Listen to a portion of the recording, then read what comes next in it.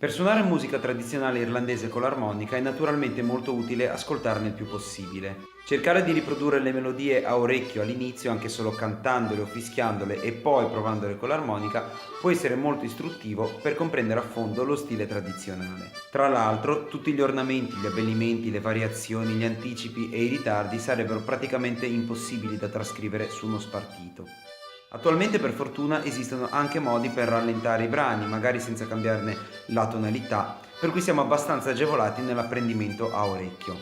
Esistono però alcuni metodi didattici, sia digitali che cartacei, che possono aiutarci nell'imparare le melodie e le tecniche. Molti di questi metodi sono necessariamente sbrigativi o addirittura privi delle parti introduttive per principianti completi che riguardano ad esempio l'impugnatura dell'armonica, la corretta impostazione, l'emissione del suono, la respirazione, eccetera. Quindi è sempre consigliabile per chi comincia impiegare un po' di tempo ad imparare le basi dello strumento. Esistono molte risorse sul web e ci sono metodi anche in italiano davvero molto validi. Vi voglio segnalare questo Irish and American Fiddle Tunes for Harmonica di Glenn Weiser, pubblicato dalla Centerstream Publishing. Si tratta di un libro piuttosto corposo in cui si possono trovare gli spartiti di oltre 100 brani fra reel, jig, hornpipe, valzer, tradizionalmente nel repertorio per violino irlandese e americano.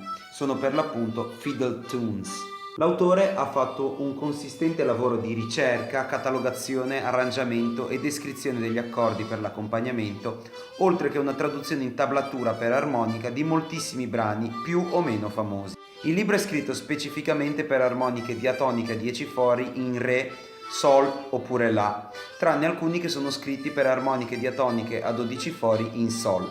L'autore specifica che tutti i brani sono suonabili anche con l'armonica cromatica se usata come una diatonica. Il libro si apre con una ventina di pagine di introduzione in cui si spazia abbastanza rapidamente tra nozioni di base sull'armonica e sulla lettura degli spartiti musicali e descrizione dei tempi e dei modi dei brani, più alcune curiosità come la spiegazione della tecnica di accompagnamento coi piedi utilizzata dai violinisti franco-canadesi e le tecniche di accompagnamento ad accordi utilizzabili sull'armonica. Naturalmente la gran parte del libro è dedicata ai brani, ognuno dei quali è preceduto da qualche parola di descrizione. L'autore tra l'altro ha inserito al piede di ogni pagina immagini, fotografie e curiosità varie legate al mondo dell'armonica.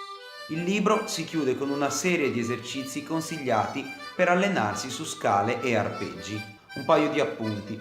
Il libro è stato scritto pensando ad un'armonica diatonica con accordatura Richter standard, quindi in alcuni casi si arriva a suonare le note più acute dell'armonica, ma avendo a disposizione anche lo spartito dei brani non sarebbe difficile applicarlo ad armoniche con accordature diverse dalla Richter. Inoltre, essendo disponibile una tablatura, è possibile suonare con un'armonica in qualunque tonalità per chi non avesse le armoniche delle tonalità segnalate dall'autore. Irish and American Fiddle Tunes for Harmonica di Glenn Weiser, un ottimo libro per chi vuole crearsi un repertorio importante. Ciao, alla prossima e keep on blowing!